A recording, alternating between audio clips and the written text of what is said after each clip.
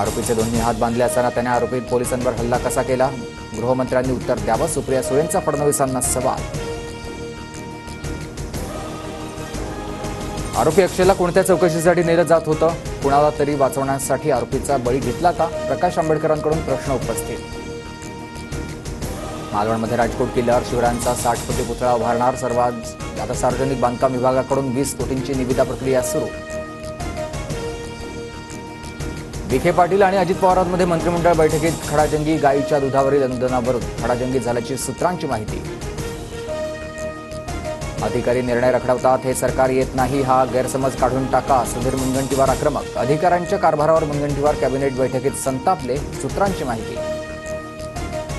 स्वराज्य संघटनेच्या इशाऱ्यानंतर जालन्याच्या बळीगोद्रेतील ओबीसी उपोषणस्थळी सुरक्षा वाढवली. तर मनोज जरांगेंच्या उपोषणाचाही आजचा 8वा दिवस.